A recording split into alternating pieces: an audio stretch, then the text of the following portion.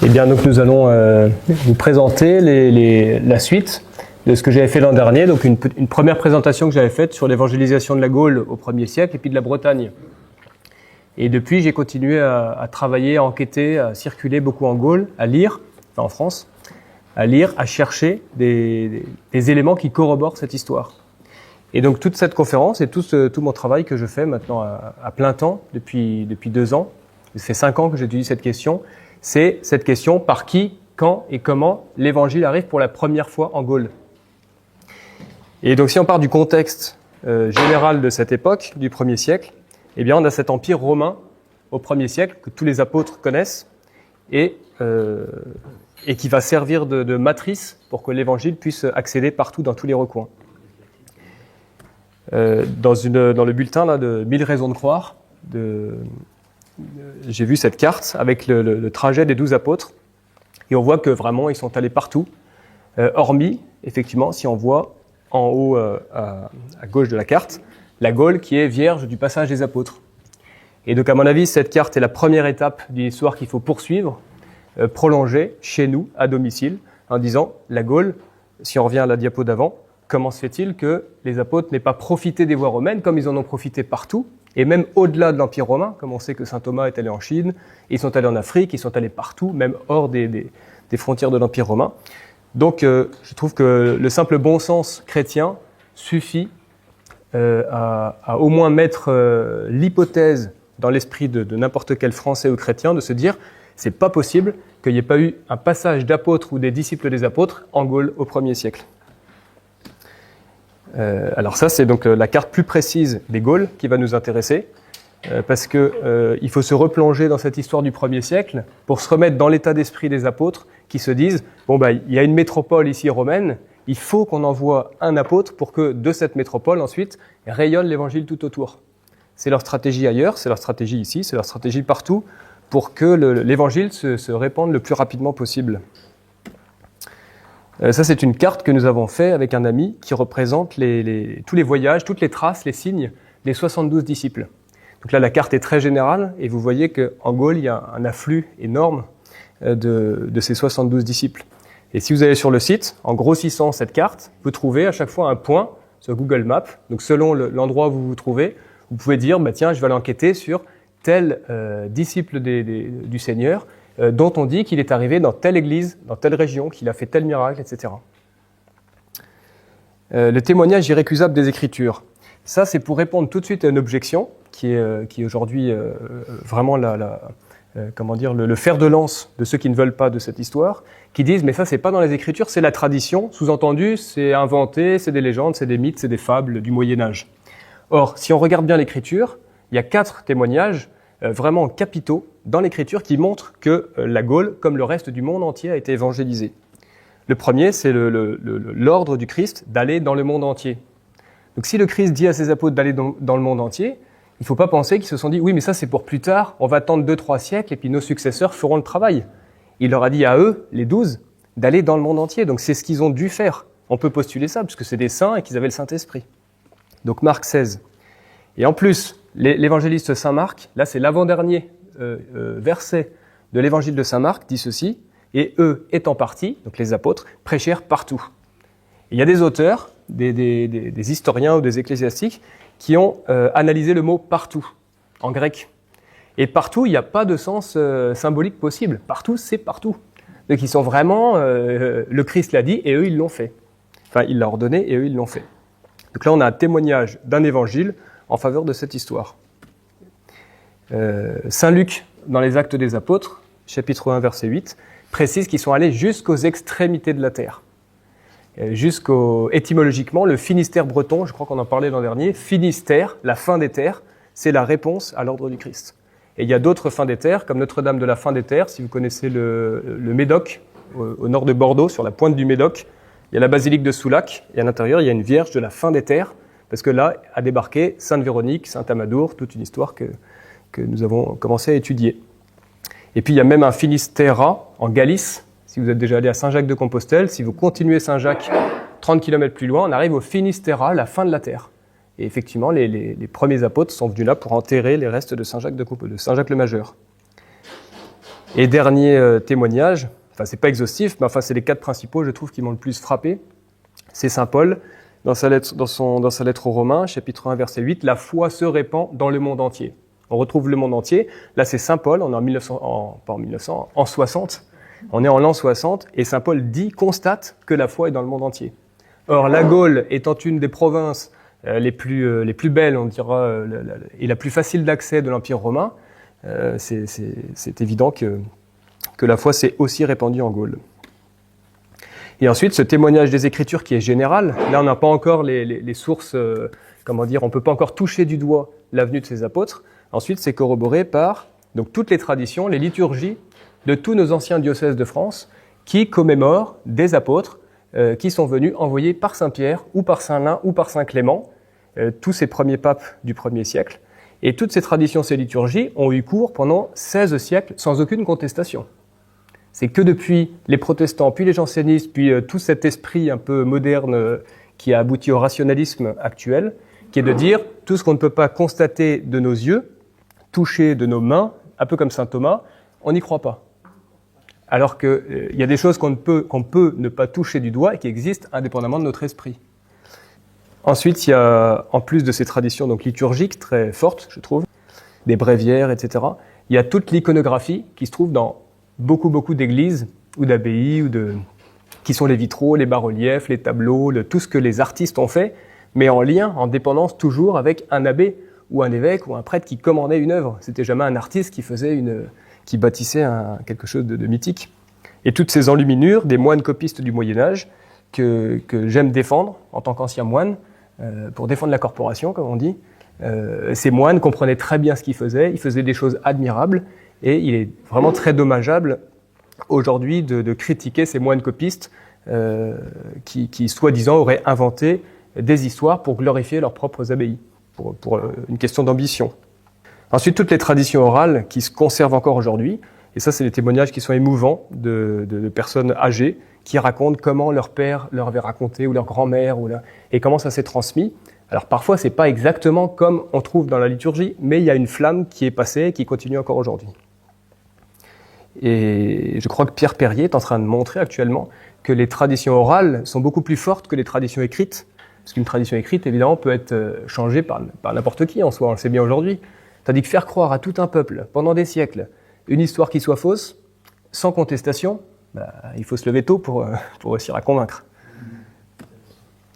Et puis enfin, mais je dis bien enfin, l'archéologie, que j'aime bien mettre en second, pour pas nous mettre non plus au risque de ce que certains archéologues vont nous dire « Ah non, mais ça c'est 3e siècle, on vous certifie que cette pierre c'est du 3e siècle, donc il n'y a pas de signe chrétien avant le 3e siècle. » Mais les archéologues, ça reste une science qui n'est pas infaillible, donc ils peuvent se tromper. Donc quand ils disent 3e, ça peut aussi être 4e ou 2e ou 1er siècle. Mais quand même l'archéologie, et dont je vous mets les récentes découvertes là, je ne sais pas si vous avez entendu parler, en Provence, un baptistère à côté à Saint-Paul-de-Vence, qui est connu pour être un lieu, pour être un lieu de passage de Saint-Paul. Quand Saint-Paul dit dans son épître aux Romains qu'il projette d'aller en Espagne, on peut refaire tout le trajet de Saint-Paul, y compris Saint-Paul-de-Vence, qui a l'image de l'apôtre sur le blason de la ville, encore maintenant. Et on retrouve un baptistère là depuis quelques mois, je crois. Donc là, il y a quelque chose à retrouver. Qui sait si un jour Saint-Paul n'a pas baptisé ici les premiers chrétiens? Évidemment, le baptistère, il a pu être construit plus tard. Mais pourquoi construire ici un baptistère alors que ce n'était pas un évêché, ce n'était pas quelque chose d'important? Le baptistère du Douai, ça c'est une découverte extraordinaire d'un archéologue de Charente qui s'appelle Jean-Louis Hilaret, qui a retrouvé il y a quelques années ce qu'on disait être un lavoir en plein milieu d'une forêt, ce qui est tout à fait étonnant, qui était désaffecté, et il a enquêté dessus en tant qu'archéologue. Il a retrouvé des signes chrétiens, il a trouvé des charnières à l'entrée du baptistère, de ce qu'on disait le lavoir, et il dit des portes pour entrer dans un lavoir, on n'a jamais vu ça. Donc c'était autre chose. Donc ça a été transformé en lavoir dans les temps récents, mais au départ c'était autre chose. Et les signes chrétiens, et même une chaire en pierre, donc un siège, si vous voulez, un peu majestueux, avec des accoudoirs, un pose-pied, et la lettre M marquée en dessous. Et l'église du village d'à côté, de Douai, c'est l'église Saint-Martial. Et Saint-Martial, on sait qu'il a sillonné toute l'Aquitaine, donc la Charente aussi. Et donc il dit, c'est un baptistère dont s'est servi Saint-Martial, et on a marqué la lettre de l'évêque du temps. Alors seulement, cet archéologue, pour lui, Saint-Martial, c'est 3e siècle, parce que tous les scientifiques aujourd'hui disent que l'histoire chrétienne en Gaule commence au 3e siècle. Mais je crois qu'il est de bonne volonté, et donc un des projets, ce serait de le rencontrer et lui dire, mais vous savez, si Saint-Martial est du 1er siècle, vous avez retrouvé un baptistère qui possiblement est du 1er siècle, ce qui serait une découverte considérable. La tombe de Pilate à Vienne, on m'a envoyé aussi un lien il n'y a pas longtemps là, sur des fouilles, on a retrouvé une nécropole, etc., des choses, et on disait depuis des siècles que Pilate a été limogé un moment par l'empereur Caligula, je crois, envoyé en Gaule en exil, et qu'il a fini ses jours suicidé à Vienne. On retrouve des choses aujourd'hui. Et puis la tombe d'Hérode à Saint-Bertrand de Comminges, et qui s'appelait autrefois Lugdunum. Et pareil, Hérode, à un moment, a été envoyé en exil en Gaule. Et il y a toute une tradition là-bas qui court à Saint-Bertrand de Comminges. Donc le but, ça va être de mettre en relation tous ces liens disséminés, tous ces indices, et de reconstituer cette histoire chrétienne. Et pour faire la suite de cette histoire, je me suis dit, comme l'an dernier j'avais parlé de Saint-Martial, puis cette année on va repartir sur la base, sur la pierre de fondation de toute cette histoire, c'est la Provence. C'est en Provence que tout a commencé, par les Saintes Maries de la Mer. Je ne sais pas si vous êtes déjà allé dans ce lieu un peu extraordinaire de Camargue, où en fait une histoire prodigieuse et ascensionnelle commence par l'arrivée en barque de 2 femmes, quelques hommes en sandales avec rien, pauvres qui auraient dû périr, parce que la barque était envoyée par les Juifs qui les persécutaient, et pour pas se salir les mains en tuant les chrétiens, eh bien, ils les mettaient dans les vieux rafiaux, en se disant, certainement ils vont périr et on n'en parlera plus. Et le diable porte pierre, et donc un ange était là, a conduit la barque depuis les côtes d'Orient jusqu'à ce petit point-là, Sainte-Marie de la Mer. Alors quels sont les personnages de la barque ? Alors c'est là où il y aura des petites discussions entre historiens, et qui vont servir à certains à dire, un peu comme des petites contradictions apparentes dans l'Évangile, où on dit, vous savez, il y en a un qui parle d'une multiplication des pains, l'autre qui parle de 2 multiplications, donc c'est contradictoire, donc tout est faux. Donc la religion chrétienne tombe par terre. Et en fait, c'est vraiment, je trouve, l'application de la parole du Seigneur, je crois que c'était aujourd'hui, de ceux qui filtrent les moucherons et laissent passer les chameaux. C'est-à-dire, pour un prétexte vraiment bénin, on détruit des quantités immenses de preuves, d'indices. Donc les personnages, en tout cas, sûrs de cette barque, c'est Sainte Marie Jacobée, Sainte Marie Salomé, donc qui sont quand même Marie Jacobée, la mère de 3 apôtres, Simon, Jude et Jacques le Mineur, premier évêque de Jérusalem. Et Marie Salomé, qui est sa fille, et qui est la mère de Jacques le Majeur et Jean l'Évangéliste. Donc on a chez nous, en Gaule, 2 mamans de 5 apôtres. Énorme, grâce de bénédiction pour la Gaule. Marie-Madeleine, évidemment, qui a débarqué avec elle dans cette même barque, sa sœur Marthe, Maximin, qui a été confié à Marie-Madeleine par Saint-Pierre, comme, disent les anciennes chroniques, comme Jésus-Christ sur sa croix avait confié Jean à la Vierge et la Vierge à Saint Jean. Et bien Maximin et Marie-Madeleine avaient le même lien d'intimité entre eux, ce qui est tout à fait magnifique, et qu'on comprend pourquoi ensuite elle a accompagné Maximin jusqu'à Aix-en-Provence avant de partir à la Sainte-Baume. Sainte Marcelle, qui est moins connue, qui est la servante de Sainte Marthe. Et dans l'Évangile, elle apparaît, mais son nom est caché. Et c'est elle qui dit un jour, quand Jésus parle avec tellement de charme et tout ça, elle s'exclame « Heureux les mamelles qui ont sucé le lait, etc. » C'est elle, c'est Sainte Marcelle, qui est venue ici. Pardon ? Servante de Marthe. Oui. Et son tombeau, son sarcophage, a été retrouvé à Saint-Maximin. Saint Sidoine, lui, c'est l'aveugle-né de Saint Jean, chapitre 9. Quand Jésus fait un miracle et que les pharisiens viennent pour savoir qui t'a guéri, etc., il dit c'est Jésus-Christ, c'est pas possible, c'est un homme, etc. Tout le chapitre 9 de Saint Jean, c'est Sidoine. Sidoine est chez nous, c'est le 2e évêque d'Aix-en-Provence.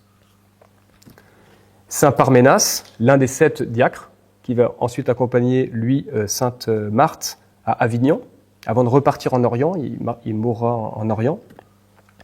Et puis Sainte Suzanne, qu'on dit être l'épouse de Cana, et qui est citée dans l'Évangile quand on parle de Jeanne de Chouza, Suzanne et quelques saintes femmes qui suivaient Jésus dans l'Évangile. Suzanne est citée là dans l'Évangile. Mais tant qu'on ne sait pas que Suzanne est venue chez nous, Suzanne, ça ne parle pas tellement, on ne fait pas le lien, donc ça ne parle pas. mais c'est des petites pépites qui sont cachées comme ça dans l'écriture. Et ensuite, donc trois noms, dont certains disent qu'ils sont venus dans cette barque, d'autres disent que c'est une autre barque un peu postérieure, là on ne sait pas très bien. En tout cas, on parle de Joseph d'Arimathie, de Saint Ruf qui est un des deux fils de Simon le Cyrénéen, avec Alexandre et Rufus, et Saint Lazare, qu'on dit être arrivé, je crois, moi plutôt, à Marseille, dans un deuxième temps, parce qu'il était évêque de Béthanie, puis de Chypre, et ensuite il a rejoint ses sœurs à Marseille. Voilà, Jeanne, femme de Chouza, intendant d'Hérode, Suzanne et plusieurs autres qui les assistaient de leurs biens. Donc commençons par les Saintes Maries de la Mer, pour se replonger dans ce que Dieu a voulu faire. On ne sait pas pourquoi, mais Dieu a voulu que ce soit sur ce petit point de Gaule que tout commence. Donc je trouve que c'est une invitation aujourd'hui pour les Français, chrétiens, à se dire, si tout a commencé là et qu'aujourd'hui tout paraît se terminer dans cette foi chrétienne dans notre beau pays autrefois de France, repartons de là pour nous replonger dans cette foi des origines, de cette pauvreté, puis aussi de cette pureté, de cet enthousiasme qu'ils devaient avoir tous ces témoins si proches de Jésus-Christ. Donc là, c'est toute la carte avec la Camargue. Et cette église fortifiée, extraordinaire, parce que toute la lutte contre les Sarrasins qui étaient sur les rives de la Méditerranée pendant des siècles et des siècles, c'est un miracle qu'on ait encore des reliques et toute l'histoire et tout ce qu'on ait pu conserver le village qui s'appelle aujourd'hui la commune des Saintes Maries de la Mer. Alors que tout aurait pu être ravagé, il n'en resterait pas pierre sur pierre. Chaque fois, tout est ravagé, puis il reste un petit quelque chose, et les chrétiens rebâtissent, conservent, protègent, enterrent les reliques, et puis on retrouve tout de manière souvent miraculeuse. Voilà les chasses des Saintes Maries qui se trouvent, là on voit les Camarguais, donc 2 fois par an, les chasses sont descendues parce qu'elles sont mises dans une chapelle Saint-Michel au-dessus du chœur, tout en haut, et elles sont descendues que 2 fois par an, avec un système de poulies, etc. Donc tout le monde est avec un cierge comme ça en train d'attendre les chasses. Il y a une foi, vous voyez là encore un dessin, et les chasses se trouvent tout en haut dans la chapelle Saint-Michel. Et elles sont descendues pendant une journée, mais simplement pendant une journée. Ensuite, on les remonte aussitôt. Et là, je voudrais vous parler un petit peu du roi René d'Anjou, donc comte de Provence, duc de Lorraine, duc d'Anjou, évidemment. Et parce que c'est en fait grâce à lui qu'on a retrouvé des reliques qui avaient été cachées pendant les invasions sarrasines, et lui, il avait il avait beaucoup de piété. Il aimait beaucoup les Saintes Maries. Quand il a appris cette histoire et qu'il a su que peut-être les corps étaient quelque part dans l'église des Saintes Maries de la Mer, il s'est dit il faut faire quelque chose, il faut faire des fouilles, il faut qu'on retrouve ce trésor enfoui. Et il n'a pas fait les choses tout seul. Il a commencé par écrire une lettre au pape Nicolas V, je crois, en lui demandant la permission et puis les autorisations, les légats pontificaux qu'il fallait, qu'il organise les fouilles. Et c'est ce qui s'est passé. On a encore tout le procès-verbal qui raconte comment se sont déroulées d'abord cette enquête et comment ils ont trouvé, à partir de quand ils ont trouvé, vraiment ils sont tombés à coups de pioche tout d'un coup sur les corps, d'abord de Marie Jacobée, puis à un mètre plus loin, Marie Salomé et Sarah, leur servante, j'ai oublié de dire qu'elle était dans la barque, Sarah, leur servante, avec même une écuelle, l'écuelle des Saintes Maries qui était enchâssée dans de l'argent. Donc ça voulait dire que les siècles avant, on avait gardé les moindres ustensiles dont elles s'étaient servies et on les avait enchâssés dans des reliquaires. Et ces reliquaires ont été retrouvés en 1448. L'autel gallo-romain, qu'on dit qu'il était pris, ce premier autel, tellement émouvant de se dire c'est peut-être le premier autel de Gaule sur lequel la messe a été dite par Saint Maximin, assisté avec les saintes femmes qui étaient là, Sidoine, Parménas. Et parce que dans le procès-verbal, on voit qu'en fait, quand ils creusent, ils trouvent de la terre de la terre normale, de la terre. Puis tout d'un coup, c'est une terre très tassée. Et c'est au milieu de cette terre très tassée qu'ils ont trouvé 7 pierres, comme si l'autel était en pierre, constitué autour de ce monument en pierre. Et au-dessus, il y avait une table de marbre. Et les fouilleurs, les ouvriers, quand ils ont tapé avec la pioche, ils ont brisé la table de marbre. Et quand je suis allé au mois de janvier là, au Sainte-Marie de la Mer, le curé m'a dit, Don Emmanuel, et puis un autre habitant du coin l'a certifié, qu'il y avait des éléments de cet autel du 1er siècle qui étaient conservés quelque part dans le presbytère. Donc là, on tremble un peu, on se dit, on a l'élément sur lequel c'est la relique des reliques pour les Gaules. Et donc, affaire à suivre. Alors évidemment, ils veulent pas trop forcément que ça se sache, parce que après c'est compliqué entre les monuments historiques, la Dracle et tout ça. C'est très compliqué aujourd'hui quand on veut faire des études, parce que tout appartient un peu à tout le monde. Ça, c'est l'oreiller des Saintes Maries, quand les corps de Marie Jacobée et Marie Salomé ont été retrouvés. Les pieds de leur squelette était sous l'autel principal, donc sous l'autel qu'on vient de voir là. Et elles reposaient sur une pierre qu'on voit ici, qu'on appelait l'oreiller des Saintes Maries, parce que pendant des siècles, leur squelette a reposé sur cette pierre, qu'on peut vénérer aujourd'hui dans la basilique des Saintes Maries. Sur la gauche, là, les pèlerins viennent de toucher. Je voulais vous dire aussi que, à propos des Saintes Maries de la Mer, de cette enquête, pour répondre encore une fois à ceux qui disent mais est-ce que c'est pas une construction du roi René ou avec le légat pontifical en bonne entente? En fait, il y avait quand même 12 évêques, 4 abbés, un archevêque, 7 dignitaires, 3 protonoteurs du siège apostolique, donc des gens qui avaient des intérêts différents. C'est l'archevêque d'Aix qui est venu, non pas celui d'Arles. Or, Sainte-Marie de la Mer dépend d'Arles. Donc comment l'archevêque d'Aix aurait pu reconnaître une mystification faite pour la gloire du diocèse d'Arles qui n'était pas le sien? Et puis comment les dignitaires du Saint-Siège auraient pu s'accorder à tout ça? Donc encore une fois, soit on est bâti sur une série de mensonges à répétition à grande échelle, soit c'est le contraire qui est vrai, c'est maintenant que les historiens actuels, enfin le consensus, comme ils disent, des historiens actuels ne disent pas la vérité, et à ce moment-là, c'est la victoire de la tradition du roi René d'Anjou, de tous ses évêques, ses archevêques, ses abbés, et tous les fidèles qui encore aujourd'hui, ceux qui vont au Sainte-Marie de la Mer en pèlerinage, ils savent que c'est vrai. Ils disent pas, oui, mais peu importe, c'est juste la foi qu'on a dans le cœur. Non, il faut que ce soit vraiment Marie Jacobée et Marie Salomé pour faire 1000 km et aller toucher les reliques de ces saintes. Alors ensuite, une fois que la petite troupe a débarqué, bah les Saintes Maries restent, comme on dit là-bas, je crois, c'est le phare un peu de la Camargue, c'est-à-dire qu'elles sont arrivées là, elles n'ont jamais bougé, elles ont vraiment allumé comme un phare pour les navires. Et ensuite, par contre, Maximin, Marie-Madeleine, Marthe, eux, ils sont partis essaimer et répandre la foi partout. Et leur première étape, c'était Marseille, parce que c'était la ville la plus importante de Provence, la ville grecque, phocéenne, la cité phocéenne, qui avait tout le littoral comme des petites colonies en fait qui dépendaient de Marseille. Donc en touchant Marseille, eh ben, ils touchaient tout le sud de la Provence. Et donc ils arrivent à Marseille et puis ils commencent à prêcher. Et on trouve aujourd'hui l'attestation de cette prédication de Marie-Madeleine, rejointe un peu plus tard par Sainte Marthe, dans le cœur de l'abbaye Saint-Victor, si vous êtes déjà allé à Marseille, qui est tout près du port de Marseille, et de l'autre côté, donc qui était hors des murs de la ville.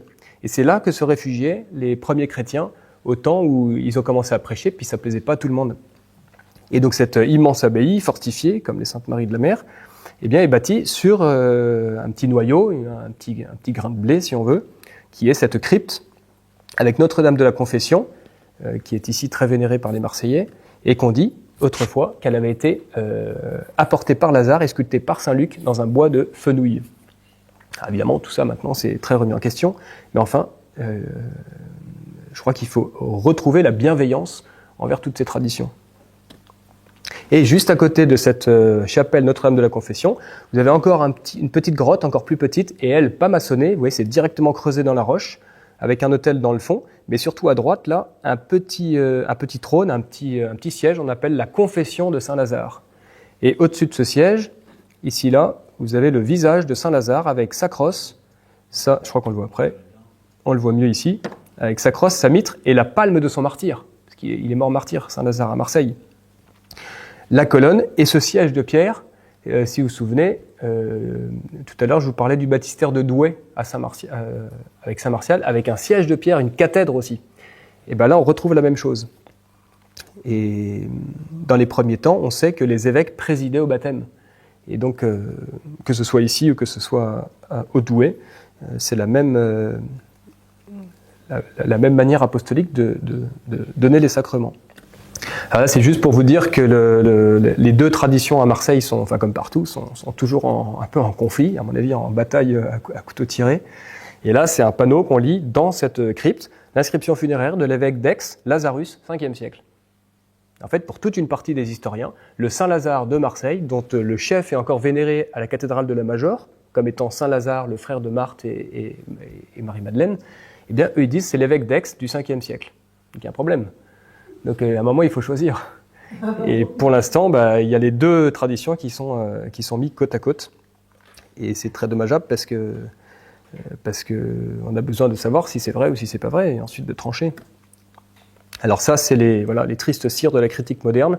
Tout a commencé par Launois, qui était très condamné par les papes de l'époque au XVIIe siècle, et qui a vraiment torpillé les traditions de Provence, Saint-Martial, Saint-Denis. C'est vraiment un des premiers qui a pris le relais des critiques de Luther et Calvin, qui eux aussi se sont vraiment mis en devoir de supprimer toutes ces traditions, parce qu'ils n'aimaient pas les reliques, les saints, etc., et tout ce qui nous rapprochait à Rome.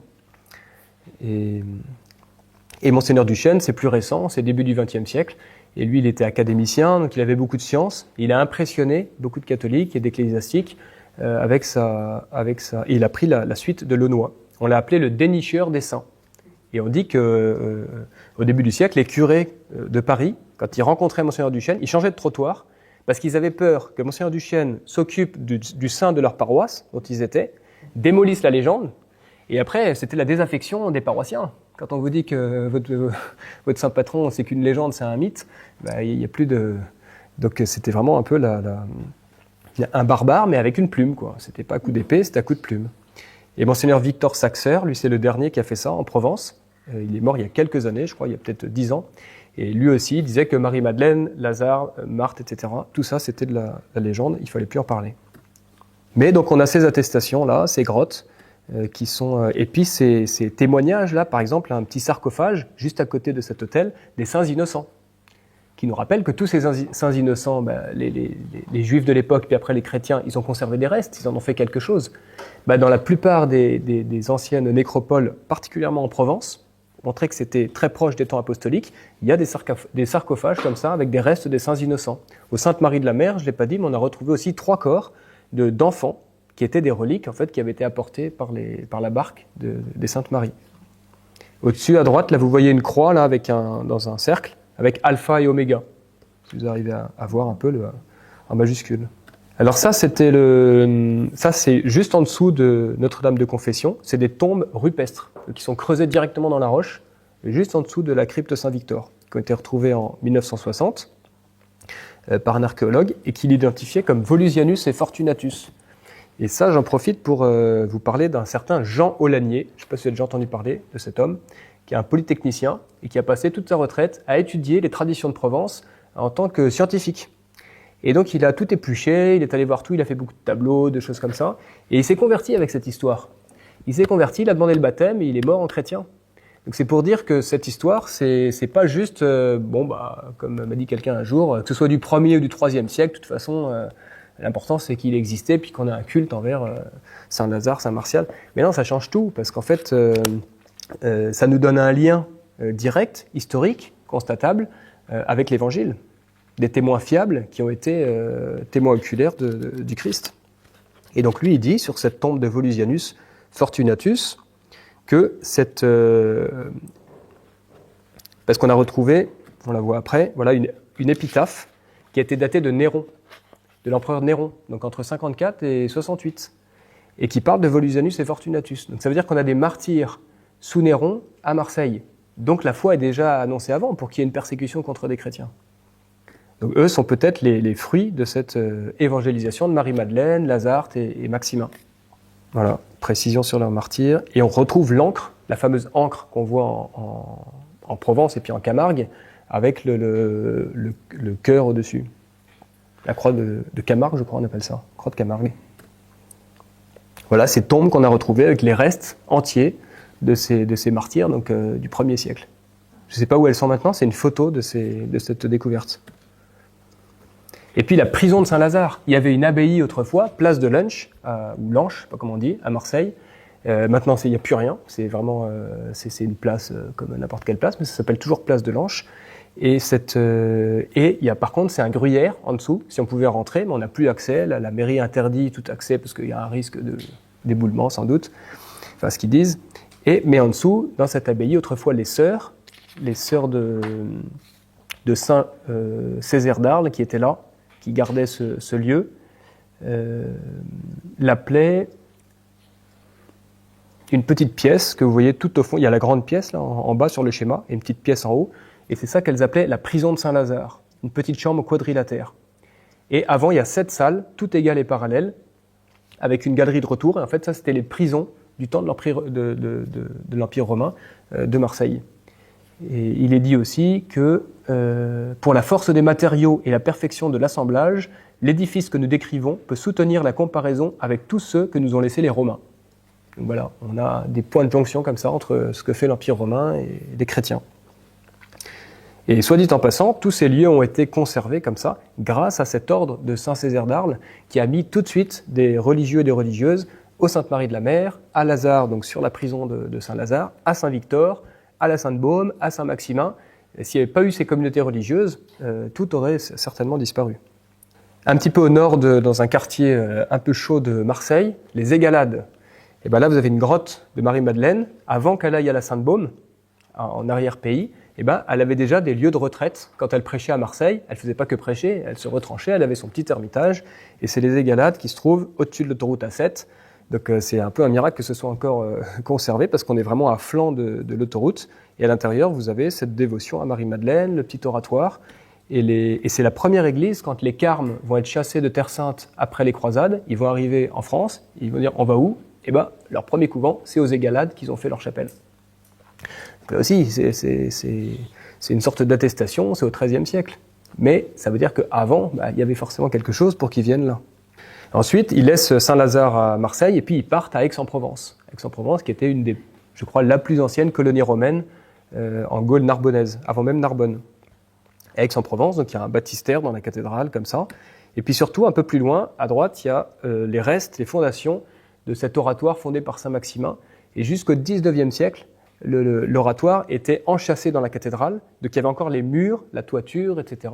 Et puis l'évêque avait trouvé que c'était un petit peu trop, pour l'œil des fidèles qui étaient dans sa cathédrale, ça gênait l'axe pour aller sur l'autel. Et donc il a fait raser cette chapelle antique qui datait du 1er siècle. Donc vous voyez qu'il y a quand même des problèmes qui ne datent pas d'hier. Mais enfin, on a encore l'emplacement, et puis on sait que c'était le long du Cardo, d'Aix-en-Provence. Enfin, tout correspond aussi avec cette histoire de l'Empire romain.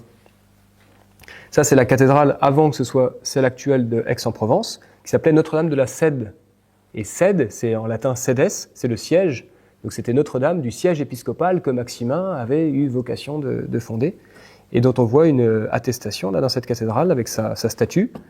Donc ici, le siège de la Bienheureuse Vierge Marie, posé par le bienheureux Maximin, Christi Discipulus, donc le disciple du Christ, qui a d'ailleurs seul rang avec Saint Martial. C'est les deux seuls premiers évêques fondateurs de nos églises qui ont rang d'apôtres, comme les 12 apôtres. Un peu comme Saint Paul ou Saint Barnabé, qui ne sont pas des 12 apôtres, mais qui ont rang d'apôtres. Nous, c'est Saint Maximin et Saint Martial qui sont comme ça. Alors j'en profite, en tant que breton, pour faire un rappel de l'an dernier, que ce Maximin, selon les archives de la cathédrale Saint-Pierre de Rennes, s'est pas contenté de rester 40 ans à Aix-en-Provence. Un jour, Saint-Pierre, en l'an 63, l'envoie avec toute une petite compagnie, Saint-Joseph d'Arimathie, Saint-Philippe et l'évangéliste Saint-Luc, pour fonder la cathédrale, le premier siège breton à Rennes, Notre-Dame de la Cité. Voilà, voir la conférence de l'an dernier si vous ne connaissez pas ça. Avec cette attestation à Rennes, basilique Saint-Sauveur. Tiens, Saint-Sauveur, c'était aussi la basilique Saint-Sauveur à Aix-en-Provence, l'appellation est aussi intéressante, et avec marqué Sanctus Maximinus au pied de la Sainte Vierge. Alors, retour en Provence avec la Sainte-Baume. Une fois que Marie-Madeleine commence à prêcher avec Maximin, au bout d'un moment, on dit que c'est quand elle a lu Saint Paul qui dit que les femmes se taisent dans les assemblées.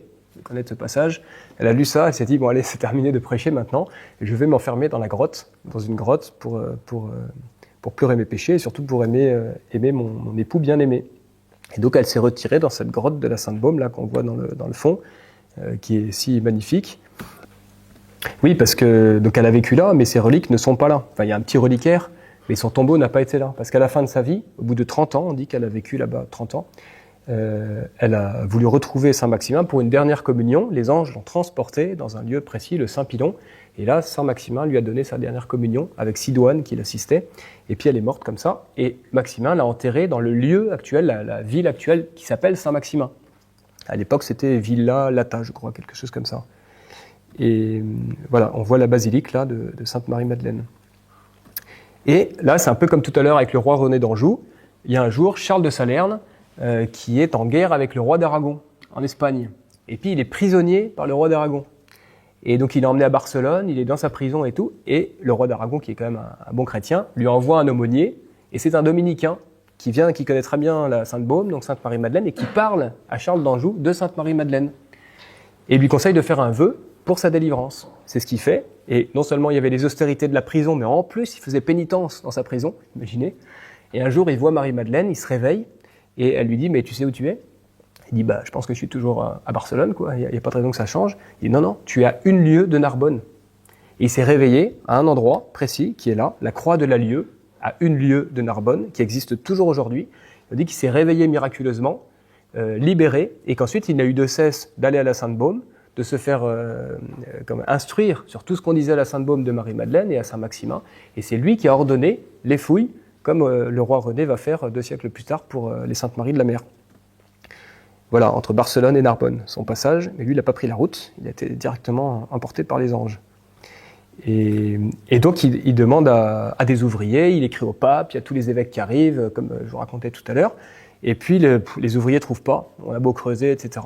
Et un jour, le 9 décembre 1279, on sait exactement ça, parce que pareil, il y a tout le procès-verbal qui est raconté. Il faudrait en faire des films, ce serait formidable. Et voyant les ouvriers qui se découragent, les chroniques disent qu'il a enlevé sa chlamyde royale, il a pris la pioche et il s'est mis à creuser. Parce que lui, il savait que c'était là. Marie-Madeleine lui avait révélé que c'était un endroit qui aurait même un rameau de fenouil dans sa bouche, etc. Et donc il creuse et il est tombé sur le corps de Marie-Madeleine. Et à ce moment-là, prudence, il arrête tout, il fait venir l'évêque, il met les authentiques, les scellés, etc. Et ensuite ont eu lieu la reconnaissance authentique en présence de tous les ecclésiastiques, du légat pontifical, etc., qui ont dit « Oui, c'est bien Marie-Madeleine », avec même, il y avait marqué « Ici reposent les restes de Marie-Madeleine ». Il y avait aussi Sidoine, Maximin, ils ont retrouvé tous les saints de Béthanie qui étaient là. Et on a toujours aujourd'hui donc le chef de Marie-Madeleine, et puis en dessous, juste en dessous des anges, là, ce qu'on appelait le noli me tangere, donc l'endroit précis où le Seigneur lui avait dit « Ne me touche pas », il avait touché comme ça, la chair était restée imputrescible. Et je crois que c'est juste avant la Révolution ou au XIXe siècle, je ne sais plus, que la chair est tombée. Mais on a toujours les restes quand même dans cette petite ampoule là en dessous. Voilà. Et puis ensuite, Tarascon. J'avance un peu parce que l'heure tourne. Tarascon, donc là c'est Sainte-Marthe.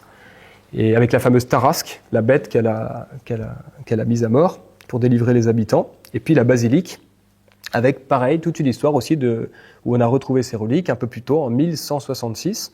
Et on peut toujours descendre dans cette crypte et vénérer le lieu précis avec le sarcophage de Sainte-Marthe. Et figurez-vous que là, c'est au 5e siècle, le roi Clovis, quand il est en guerre contre les Ariens, contre Gondebaud, le roi Gondebaud de Bourgogne, et il le défait à Avignon. Avignon, c'est 15 km de Tarascon. Et puis il avait un mal de rein terrible. Et à ce moment-là, un seigneur lui parle de Sainte-Marthe et qu'elle fait beaucoup de miracles, etc. Il laisse ses armées, il laisse Gondebaud, etc. Il se fait emmener, escorté par 2 soldats tellement il avait du mal à marcher. Il descend dans la crypte, il touche le sarcophage de Sainte-Marthe et il est guéri instantanément. Donc il a donné plein de privilèges, plein de richesses, il a eu toute une terre, etc., exempte d'impôts jusqu'à la Révolution. Voilà un privilège d'un roi qui n'est pas du tout ce qu'on raconte que les privilèges, c'était d'avoir tout pour eux. Il a donné en action de grâce et tous les rois successifs ont confirmé ce que le roi Clovis, en action de grâce, avait donné à la ville de Tarascon. Et il y a une plaque d'ailleurs à l'entrée quand on descend à la crypte, qui raconte ce miracle. Un puits, comme très souvent dans ces lieux-là, parce qu'on dit qu'en fait, cette crypte où elle a été enterrée, c'était le lieu où elle vivait. Donc il y avait un puits avec de l'eau douce, et puis elle vivait et elle priait là. Voilà, avec la parole là au-dessus de son sarcophage, Solicita non turbatur, ne vous faites pas tant de soucis. Voilà. Et puis Avignon, où elle est passée aussi, mais où il y a un autre trésor à Avignon, qui était en lien avec Sainte-Marthe, et c'est Saint Ruf, premier évêque, dont je vous parlais tout à l'heure, donc le fils de Simon de Cyrène. Et avec l'abbaye Saint-Ruf, l'ordre de Saint-Ruf, approuvé par le pape Urbain II, bienheureux Urbain II, et puis un abbé de Saint-Ruf qui est devenu pape, Adrien IV, au XIIe siècle, fêté le 14 novembre, et puis une attestation qui vient de là où on ne l'attendrait pas, parce que si on dit, mais est-ce que c'est pas les Avignonnais qui ont raconté ça pour avoir eux aussi leur tradition, quoiqu'elle soit peu glorieuse, Saint-Ruf par rapport à Marie-Madeleine ou Marthe, ils auraient pu trouver quand même quelque chose d'un peu plus relevé, et un culte de Saint-Ruf dans une centaine de lieux en Espagne, parce qu'avant de venir à Avignon, Saint-Ruf était disciple de Saint-Paul en parle dans ses lettres, et il a été évêque de Tortesa ou quelque chose comme ça en Espagne. Peut-être, je sais pas, je me souviens plus. Mais enfin, il a évangélisé l'Espagne et donc les traditions d'Espagne peuvent corroborer celles de Gaulle, celles de France. Ensuite, il y a Orange avec Saint Eutrope, un des 72 disciples. Alors là, on s'est rendu à Orange pour essayer de trouver s'il n'y avait pas des traces, des indices en faveur de ce 1er siècle. On a trouvé des petites choses. D'abord, donc, il y a son vitrail, donc on reconnaît que c'est bien Saint Eutrope le premier évêque. Il y a ses reliques, donc là c'est vraiment la chapelle qui lui est consacrée, avec le bras reliquaire, Sanctus Eutropus, mais ça ne veut pas dire qu'il est du 1er siècle, ça pourrait être un Saint Eutrope du 3e siècle. Et puis il y a une autre chapelle un peu plus loin, des évêques en général, et là on voit anneau, donc LX, donc 60, 69, Saint Eutrope, disciple du Christ, comme Saint Maximin tout à l'heure, premier évêque de l'église d'Orange.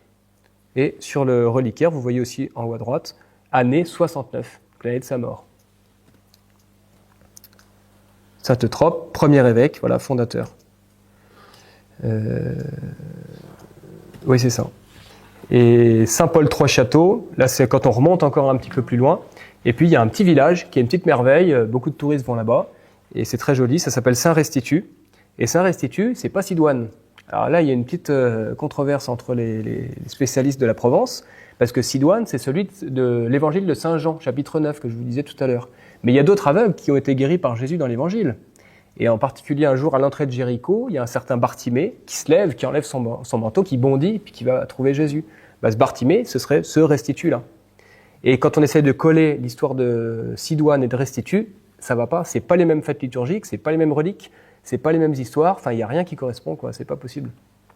Mais pour faire court, je pense que certains historiens disent, puisque c'est un aveugle, on va dire que c'est comme Sidoine, mais en creusant, ça donne aussi du poids à tous ces miracles de Jésus dans l'évangile. C'est pas juste des histoires, c'est vraiment des personnages qui ont existé et dont on peut suivre la trace jusqu'à aujourd'hui, si vous allez à Saint-Restitut.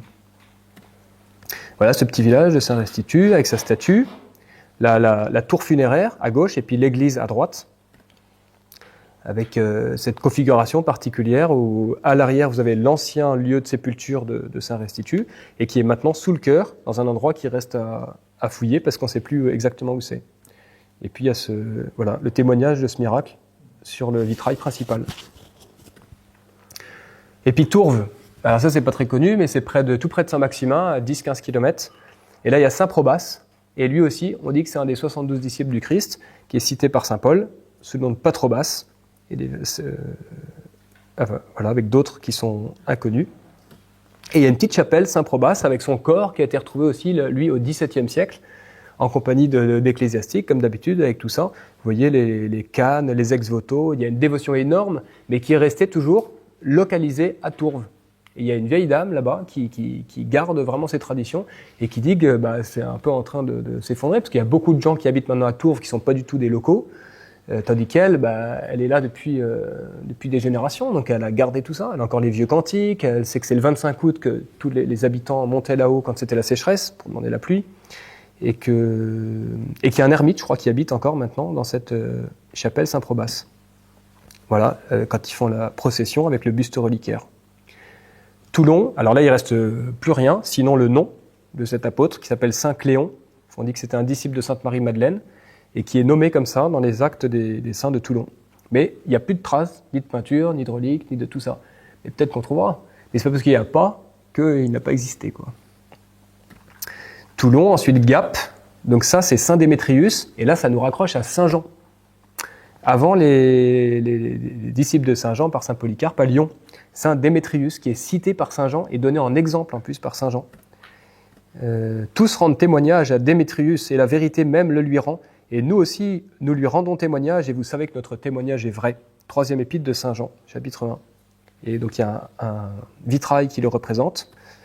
Et puis enfin, Nice, enfin c'est pas exhaustif, mais Nice, il y a une histoire aussi qui est extraordinaire, qui reste à raconter, mais là, ce sera toute une conférence, bientôt à Nice, si Dieu veut. Et c'est l'histoire de Saint-Nazaire et Saint-Cels. Parce que Saint-Nazaire, on est sûr et certain, il est baptisé par Saint-Pierre. Sa mère, c'est une martyre aussi baptisée par Saint-Pierre. Et il est envoyé à la conquête des Gaules. Et sa première halte, quand on suit la voie Aurélia, de toute façon, on tombe sur Nice, c'est la première ville quand on vient par voie de terre. Et il tombe sur une certaine Marianilla, une noble romaine, qui a un jeune fils qui s'appelle Cels. Et elle confie Cels à Saint-Nazaire, qui va l'instruire, le baptiser. et ensuite s'attacher à lui au point qu'ils vont ne faire plus qu'un, disciple et maître, et toutes les pérégrinations de Saint-Nazaire jusqu'à Béziers-Carcassonne où il y a des cathédrales Saint-Nazaire, Autun, cathédrale Saint-Nazaire, Saint-Nazaire près de Nantes, et ils sont allés jusqu'à Trèves, Embrun, ils ont fait tout un tour, enfin vraiment incroyable, et ils étaient tous les deux. Et ils sont morts martyrs finalement à Milan, c'est saint Ambroise qui retrouvera leur corps 3 siècles plus tard. Donc là, ça reste aussi à faire l'épopée de Saint-Nazaire et Saint-Cels en Gaule. Alors, nouvelle découverte, parce qu'il ne me reste pas beaucoup de temps, mais et puis par rapport aux discussions que j'ai eues avec les uns et les autres, pour vous parler, parce que ce serait trop long en fait. Chaque semaine, on trouve des nouvelles choses, tellement on est assis vraiment sur un trésor qui est inépuisable. Donc le premier, je crois que j'en avais pas parlé l'an dernier, c'est Notre-Dame de Bethléem à Ferrières en Gâtinais. Alors là, on est en plein cœur du pays de Gaule, quoi. Donc c'est près de Montargis, si vous voyez, entre Bourges et Orléans, quoi, en gros. Et ce lieu-là, c'est extraordinaire parce que c'est envoyé, donc ça c'est l'abbaye, immense abbaye au Moyen-Âge. Au départ, c'est rien, évidemment, au 1er siècle, c'est un petit lieu de campagne. Et un jour, Savinien, que vous voyez là, et Saint-Potentien de l'autre côté, et Saint-Altin, tous les trois qui sont des disciples envoyés par Saint-Pierre, arrivent, et le soir de Noël, ils se préparent devant une petite crèche ou une petite grotte à faire la cérémonie de la nativité, en souvenir de la nativité. Et puis, il y a un grand miracle qui arrive, il y a la Vierge qui est en train d'enfanter avec Saint Joseph, les bergers, le bœuf et l'âne, disent les chroniques, les anges qui chantent Gloria in excelsis Deo, au point que Savinien s'exclame, ici ce soir c'est Bethléem. Et on a gardé l'appellation Notre-Dame de Bethléem. C'était le Bethléem de France, on l'appelait, qui initiait vraiment le nouvel évangile, mais en Gaule. Et cette abbaye au cœur de Gaule donc, commémore un lieu d'apparition de la Vierge, l'un des premiers, donc puisqu'ils sont envoyés par Saint-Pierre, c'est les premiers envoyés, on est en 43 ou 44, donc 10 ans après la Passion. Et puis il y a un fait qu'il faut raconter ici, sur les vitraux, on voit Clovis et Clotilde, parce que Clovis, avant de rencontrer Clotilde, aimait discuter avec les moines avant sa conversion. Il voyait bien qu'ils étaient civilisés, c'était intéressant ce qu'ils racontaient, et donc il venait dans cette abbaye de Bethléem précisément. Et un jour, l'abbé de Bethléem lui dit « Mais vous savez, il y a une princesse qui vient chaque année, ici, en pèlerinage depuis Lyon, etc., prier la Vierge, et elle est tellement belle, pleine de vertus, etc., elle est catholique aussi. » Et Clovis, on dit, a décidé sur le champ de se marier avec Clotilde sans l'avoir jamais vue. Et toute l'histoire de France bascule à partir du moment où Clovis se marie, donc se prépare à se convertir. Et ben, c'est sur un lieu du 1er siècle, comme on avait vu quand il aurait été guéri par Sainte Marthe. On voit qu'il y a une ligne rouge dans notre histoire qui est marquée par cette évangélisation. Alors là, c'est un petit clin d'œil pour nos amis d'Orléans, parce que c'est la mâchoire de Saint-Altin, qui est un des trois qui ont présidé au miracle l'apparition de Notre-Dame de Bethléem, et qui est vénéré encore aujourd'hui à la sacristie de la cathédrale d'Orléans. Et vous voyez en bas à gauche qu'ils mettent bien en plus le reliquaire de Saint-Altin. L'histoire raconte qu'Altin, disciple du Christ, ayant suivi Saint-Pierre à Rome, est envoyé par celui-ci avec Savinien et Saint-Potentien pour évangéliser Sens, Troyes, Paris, Chartres et Orléans. Altin est chargé d'Orléans. Et c'est lui le premier qui, depuis Orléans, ira à Chartres. Et le premier pèlerinage de Chartres, c'est pas Paris-Chartres, c'est Orléans-Chartres, et c'est Saint-Altin qui va aller convertir les druides. Les druides qui attendaient, vous savez, une vierge. Et là, il y a toute une recherche aussi qui est passionnante de voir comment la Gaule était préparée par les Celtes, qui avait une vénération pour la Vierge, la Virgo Paritura, et comment ça a collé avec la prédication des apôtres, et qu'ils ont tout de suite prêché la Vierge. Un peu comme saint Paul à Athènes, qui prêchait aux Grecs, le Dieu inconnu, c'est le Dieu qui s'est révélé par Jésus-Christ, et en Gaule, c'était par la Vierge. Alors ça, c'est pour nos amis de Paris, puisqu'il y a, je ne sais pas si vous connaissez, Agoar et Aglibert, ils ne sont pas très connus, et pourtant, c'est les premiers martyrs de la région parisienne, et on est à Créteil. Et il y a une basilique, Saint-Agoar et Saint-Aglibert, à Créteil, vous pouvez aller voir. Il y a un tableau dans la sacristie qui le représente, là, avec leur baptême, et ils sont baptisés par Saint-Altin, au retour de Chartres, quand il va redescendre à Sens pour aller voir son pontife, là, Saint-Savinien. Et il va baptiser ses premiers gallo-romains, qui vont tellement être convertis, qu'ils vont aller dans le temple, ils vont détruire toutes les idoles, donc ça va susciter la fureur des prêtres païens, persécution, ils vont être martyrs. C'est à Créteil. Oui, Saint-Agoar et Saint-Aglibert. Et sous l'église de Créteil, vous avez une crypte avec le sarcophage à gauche et les reliques sous l'autel, là. Et il y a tous les ossements de Agoar et Aglibert. Et il y a un livre qui a été fait, il n'y a pas longtemps, par une savante de Créteil, la légende dorée de Créteil. et qui mentionne tout le martyrologe, par exemple, qui raconte tout ça. En ce temps-là, les bienheureux Saviniens, Potentiens et Altins furent envoyés par le bienheureux apôtre Pierre, etc., qui raconte tout. Alors évidemment, à un moment, elle est gênée quand elle dit « on sait maintenant que, en fait, c'est pas Saint-Pierre, etc. » Mais elle cite quand même tous les documents. Et elle explique que légende dorée, c'est pas du tout légende au sens moderne, comme on disait l'an dernier, c'est légende, ce qui doit être lu et gardé au cœur des chrétiens, ce qui est très important. Voilà. Une autre découverte aussi par Monseigneur Le Tourneau. Je ne sais pas si vous connaissez, il est à Paris aussi, membre de l'Académie delphinale. Donc lui, il est aussi dans le universitaire, je pense. Et lui, il a prouvé pour la ville de Vienne, précisément. C'est pour ça que j'aurais été content que le cardinal écoute ça, parce que je lui en ai déjà parlé et je crois qu'il est intéressé. Et parce qu'il m'avait dit que quand il était archevêque de Lyon, cardinal Barbarin disait qu'avant d'être archevêque de Lyon, il était évêque de Vienne. Il avait gardé ce titre-là. Ben, c'est le souvenir que Vienne a été évangélisée avant Lyon. Et par qui? Par 2 apôtres. Et c'est la seule ville en Gaule qui est évangélisée par 2 apôtres, disciples de Saint-Pierre et de Saint-Paul. Parce que le premier évêque de Vienne, c'est Saint Crescent. Et aussitôt que Saint Crescent arrive, Saint-Pierre envoie aussi un apôtre à Vienne, parce que c'était une ville plus importante que Lyon. Il envoie Saint Zacharie, donc Saint Zacharie, 2e évêque de Vienne, et qui est arrivé avec la nappe de la Seine, et dont on garde des traces dans la sacristie de la cathédrale de Vienne, ce qu'il révèle dans son article. Donc on a une partie de la nappe de la Seine du Jeudi Saint à Vienne. Et il fait toute la démonstration. Alors je lui ai demandé, mais est-ce que ça a eu un peu un impact parmi vos confrères universitaires, etc. Il m'a dit non, c'est tombé dans un grand trou où personne n'en a parlé. Parce que c'est pas dans la logique où il faut qu'il n'y ait rien de chrétien jusqu'au martyr de Lyon. Voilà. Et Crescent, donc il est cité par saint Paul. Crescent est allé en Galatie. Mais les pères de l'Église, ils citent tous les témoignages qui montrent que quand on dit Galatie, en fait, il faudrait dire les Gaules. Et en particulier Saint Eusèbe de Césarée. Donc c'est Saint Crescent à gauche et puis Saint Zacharie à droite. Et puis voilà, des siècles plus tard, parce que Eusèbe de Césarée c'est 3e siècle, et là on a une lettre d'un pape, Paul Ier, fondateur, maître Crescent, collègue des apôtres. Alors ça c'est une carte parce que en fait cette question de Saint Paul, Crescent, disciple de Saint Paul, pose la question des voyages de Saint Paul. Est-il allé en Gaule? Est-il allé en Espagne? Ça aussi c'est controversé, parce qu'il écrit dans ses lettres aux Romains qu'il a le projet d'aller en Espagne. Donc si on prend que l'écriture, on ne peut pas savoir s'il est allé. Mais si on prend les traditions d'Espagne, c'est sûr et certain qu'il est allé. Parce qu'il y a quantité là-bas d'éléments qui montrent qu'il est allé là-bas. Et s'il est allé là-bas, il a forcément pris la voie de terre en passant par Arles, comme dit la tradition, c'est-à-dire qu'à Arles, il a laissé son disciple Saint Trophime, à Vienne, Saint Crescent, et à Béziers et Narbonne, Saint Sergius Paulus. C'est pour ça que Saint Paul s'appelle Saint Paul, c'est à cause de Sergius Paulus qu'il a converti. Avant, c'était Saül. Et le gouverneur de Chypre, comme c'était le premier noble romain qui s'est converti, il a pris son nom. Et ce disciple-là, il l'a envoyé à Narbonne. Donc on est allé à Narbonne, et pas dans la cathédrale, mais dans la basilique Saint-Serge-Paul de Narbonne, vous avez une crypte qui fait penser aux catacombes de Rome, avec des mosaïques qu'on voit comme à Rome, le sarcophage de Sergius Paulus, et puis à l'arrière de l'autel principal, dans l'immense chasse reliquaire avec sans doute ses reliques, à l'arrière, il y a un petit autel avec marqué les anciennes litanies et qui disent que Sergius Paulus, disciple de Saint Paul, est bien le premier évêque de Narbonne. Et donc ça aussi, c'est une carte que vous pouvez retrouver sur notre site Trésor de nos Pères et que petit à petit on enrichit, on corrobore et puis on veut compléter, attester sans cesse au fur et à mesure qu'on aura des éléments. Alors ça c'est pour nos amis belges. Donc il y a une conférence sur notre chaîne, la Trésor de nos Pères, sur l'évangélisation de la Belgique, avec plusieurs apôtres, dont Saint Materne, qui est, je ne sais pas si on en avait parlé l'an dernier, qui est le fils de la veuve de Naïm, que Jésus ressuscite quand il voit passer le cortège funèbre. Et ben ce garçon-là, il avait un prénom, il a une histoire, il est venu évangéliser l'Alsace, Strasbourg et Cologne et la Belgique.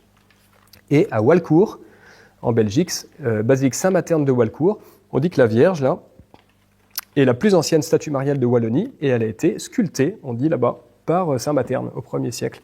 Comme on dit que la statue de Rocamadour, Notre-Dame de Rocamadour, a été sculptée par Zaché ou Saint Amadour, dont c'est la fête aujourd'hui, d'ailleurs, 26 août. À tous les Amadours que vous connaissez. Voilà toute la dévotion des Belges pour Walcourt.